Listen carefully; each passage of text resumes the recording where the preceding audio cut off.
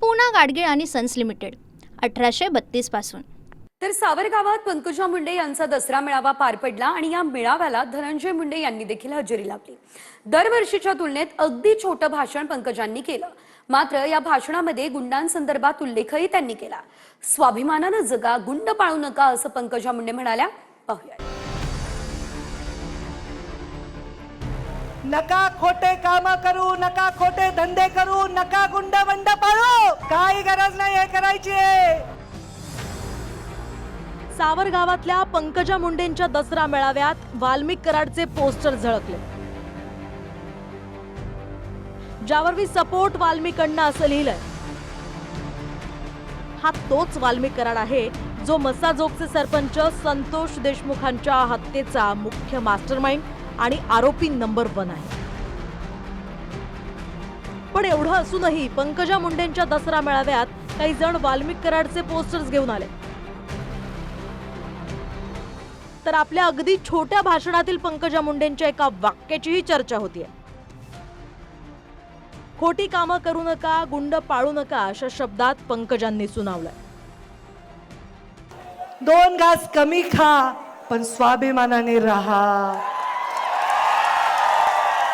नका कुणाचे तुकडे उचलू, नका कुणाचे पैसे घेऊ, नका खोटे काम करू, नका खोटे धंदे करू, नका गुंड वंड पाळू, काही गरज नाही हे करायची। चांगल्या माणसाचं चांगलेच होते, भगवान बाबाचे आशीर्वाद त्याच्या मागे असतात। मराठवाड्यातल्या जातीपातीच्या संघर्षावरून सुद्धा पंकजा मुंडेंनी नाव न घेता रक्तबीजासारखे राक्षस म्हणून निशाणा साधलाय। आजच्या कलियुगामध्ये रक्तबीजासारखा राक्षस आता जन्माला आलाय आणि हा राक्षस शरीरात नाही, तुमच्या सगळ्यांच्या बुद्धीत जन्माला आलाय। चुकीच्या बुद्धीतून, चुकीच्या तोंडातून, चुकीच्या निर्णयातून, चुकीच्या संदेशातून अनेक राक्षस उभे राहतात आणि ते आहेत जातीवादाचे राक्षस, धर्मवादाचे राक्षस।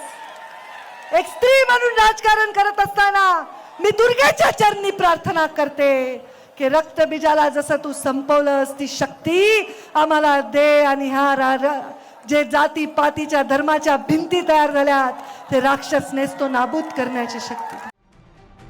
दसरा मेळाव्यातून पंकजांसह धनंजय मुंडेंनी सुद्धा मराठा आरक्षणावरून पुन्हा एकदा मराठ्यांना ओबीसीतून आरक्षण नको अशी भूमिका घेतली आहे। गोपीनाथ मुंडे साहेबांनी मराठा आरक्षणाला समर्थन दिलं होतं, तेच आपणही मराठा आरक्षणाला समर्थन दिलंय। मराठा आरक्षणाला विरोध मुंडे साहेबांनी केला नाही, पण आमच्या लेकराच्या ताटातलं घेऊ नका एवढीच आम्ही विनंती केलेली आहे। पण काही जणांना या आरक्षणाच्या आड राहून ओबीसी मधून आरक्षण घ्यायचंय, काही ठराविक लोकांना फक्त याबाबत स्वतःला खुर्ची मिळावी यासाठी की आरक्षण दिलंय, आणखीन ते आमचं म्हणणं नाही, पण आता याच्यातल्या ताटातलं काढून त्या ताटात।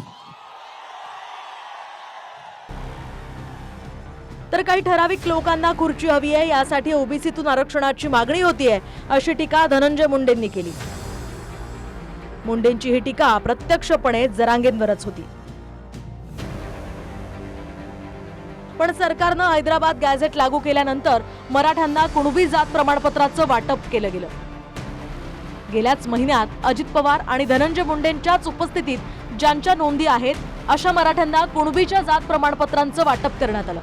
त्यावेळी धनंजय मुंडे अजित पवारांच्याच बाजूला उपस्थित होते। तर सावरगावातला दसरा मेळावा तसा पंकजा मुंडेंचा होता, मात्र भाषण धनंजय मुंडेंनी गाजवलं। मंत्रीपद गेल्याची सल त्यांच्या भाषणातनं स्पष्ट दिसली। तर आज मी शिक्षा भोगतोय असं धनंजय मुंडे म्हणाले। माझ्या विरोधात जे घोटाळा काढला, कोर्टात गेले, कोर्टातून निकाल मला क्लीन चिट दिली आणि ज्यांनी कोर्टात गेला त्याला ₹1,00,000 दंड भोगला। हे चुकीचं कसं केलंस म्हणून, आणि एवढं होऊन सुद्धा मी आज तरीही शिक्षा भोगतोय। एक गोष्ट लक्षात घ्या, मी मागच्या 250 दिवसात माझ्या बहिणीला माहिती आहे. माझी बहीण तासन तास माझ्याजवळ येऊन बसत होती, अशी वाईट मानसिकता माझी झाली होती.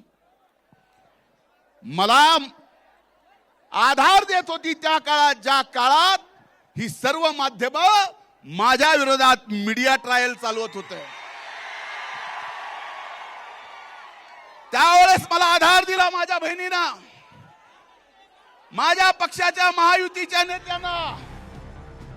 ज्या वाल्मिक कराडचे पोस्टर्स पंकजांच्या दसरा मेळाव्यात झळकले, त्याच वाल्मिक कराडमुळे धनंजय मुंडेंचं मंत्रिपद गेलं. संतोष देशमुखांच्या हत्या प्रकरणातला मुख्य आरोपी असलेला कराड धनंजय मुंडेंचाच खास माणूस आहे. पण शायरीतून जला क्या है असं म्हणत धनंजय मुंडेंनी राजकीय इरादेही स्पष्ट केले. आग तो लगी थी घर में, दोस्त ने आके पूछा घर में आग लगी है तो बचा क्या है. मैंने दोस्त को कहा मैं बचा हूं, तो दोस्त ने कहा अगर तू बचा है तो जला क्या है.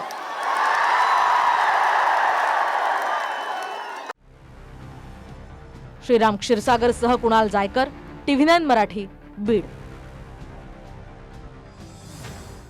पूना गाडगीळ आणि सन्स लिमिटेड 1832 पासून.